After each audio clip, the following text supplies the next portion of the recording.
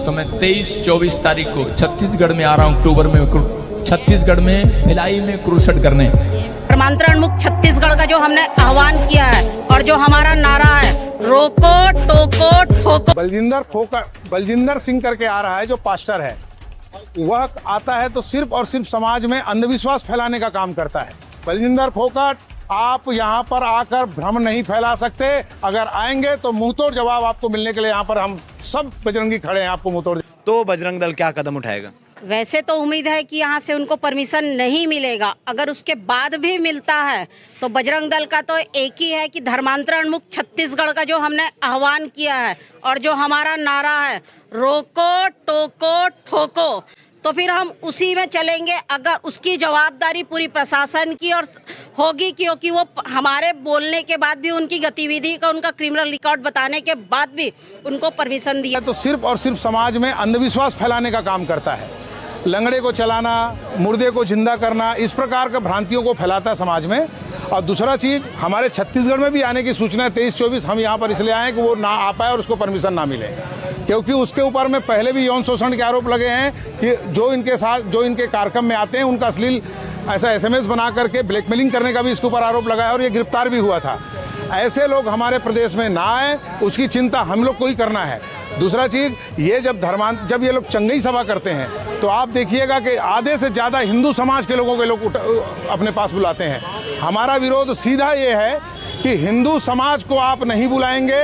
आप जो कन्वर्टेड ईसाई जो हैं, जो विधिवत कलेक्टर से परमिशन लेकर कन्वर्टेड हुए, उनके साथ आप आइए और अपना कार्यक्रम करके जाइए, हमें आपत्ति नहीं है। बलजिंदर फोकट, आप यहाँ पर आकर भ्रम नहीं फैला सकते। अगर आएंगे तो मुंहतोड़ जवाब आपको मिलने के लिए यहाँ पर हम सब बजरंगी खड़े हैं आपको मुंहतोड़ जवाब देने के लिए। अभी दोस्तों आपने ये दोनों ही वीडियो देख लिए। इसके अंदर तो God bless you all of you, सबको जय मसीह की। फ्रेंड्स, हम लोग जो आज प्रार्थना निवेदनों में लगे हुए हैं, प्रभु आप सबके लिए मार्ग खोल रहा है और आपको वो चीज़ बहुत जल्दी नजर आने लग जाएगी। जिस तरफ से आज हम लोग प्रेयर मीटिंग्स में हैं और हम लोग अपनी प्रार्थना निवेदन भेज रहे हैं, क्योंकि हम लोग परमेश्वर के निकट हैं।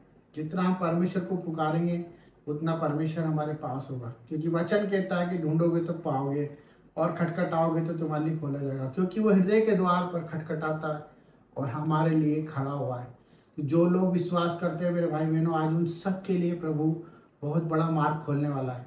तो इस वीडियो के द्वारा जो मैंने आपको बताया, आप अपने आप को बैलेंस करें, स्थिर करें, क्योंकि परमेश्वर का वचन कहता है कि आप किसी भी हालत में हो। मेरे फ्रेंड्स, मैं जानता हूँ, मेरे भाइयों, कि हम लोग प्रभु को जानने के बाद बहुत परेशानियों में जाते हैं, क्योंकि हमारे अंदर कटनी होती है, हमारे अंदर बहुत सारी बुराइयाँ होती है, हमारी फैमिली के अंदर हमें बहुत सारी अनरिस्पेक्टेड चीज़ें देखनी पड़ती है और वही चीज़ हमारे को बहुत कुछ टॉर्चर दे जाती है और हमारी मेंटल हेल्थ बिगड़ जाती है। हमारी ऑल ओवर जो भी हमारे टारगेट्स होते हैं वो सब कुछ हमारे टारगेट्स हट जाते हैं। तो मैं आप सबके लिए प्रार्थना करना चाहता हूँ और आप सबसे निवेदन करता हूँ कि जिस तरह से आप प्यार दे रहे हैं, देते रहें, और परमेश्वर आप सबके लिए एक सहायक भेज रहा है।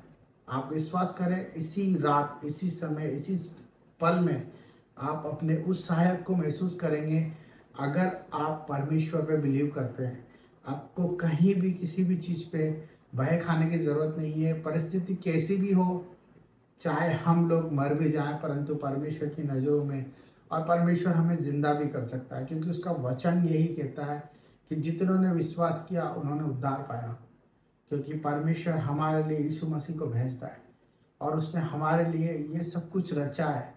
उसने एक रिश्ता हमसे कायम करा है कि हम इस समय में वचन को अपनी तलवार बनाए। वचन हमारी ज़िंदगी को बचा सकता है। आज आप बीमारियों में हैं, आज आप परेशानियों में हैं, और आज आप कर्ज में हैं, रोग में हैं, कर्जों में हैं, परेशानियों में हैं। ये सब चीज़ों का कारण हमारे हालात हैं जो कि हमसे दूर है। हमारे हालात, हम जो चाहते हैं वो मार्ग पर नहीं चल पाते, क्योंकि परमेश्वर जब तक आपसे दूर रहेगा, आप उसे पुकारें, आप बहुत सारी चीज़ों में उलझ जाएंगे। आपका काम सिर्फ उसे पुकारना है, प्रार्थना करते रहें, नित्य प्रार्थना करते रहें, प्रतिदिन सुबह शाम दिन रात मन से प्रभु को याद करते रहें, वचन के अनुसार जीवन जिए और परमेश्वर के न्याय का वक्त करें, इंतज़ार करें। उस वक्त का इंतजार करें जो उसने हमारे लिए निर्धारित किया है, क्योंकि वचन यही कहता है कि जो स्थिर रहेगा वो परमेश्वर का कहलाएगा और जो अंत तक धीरज धरेगा वो परमेश्वर के मुकुट को अपने जीवन में धार पाएगा। तो मेरे भाई बहनों, हम आप सबके लिए प्रार्थना करते हैं और परमेश्वर आप सबको शांति दे। तो सबको जय मसीह की। God bless you.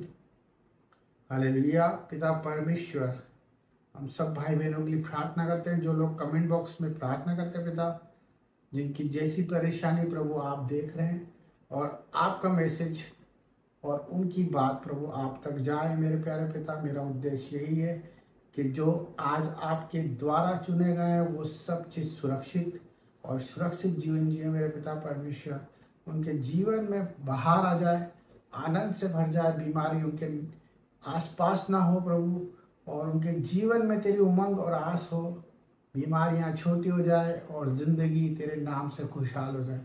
प्रभु, तेरे आगे हाथ फैलाने वाले का भी मनुष्य के आगे हाथ ना फैलाएंगे। मेरा विश्वास है मेरे प्यारे पिता कि तेरे बच्चे तेरे न्याय के लिए खड़े हैं और अपने आप को नहीं परंतु तुझे देख के जीने वाले हैं। सबको जय मसीह की और सबके लिए आशीषित हो प्रभु यीशु के नाम में, आमीन। तो God bless you all of you. ये आपके लिए एक मैसेज था। परमेश्वर आप सबको शांति दे।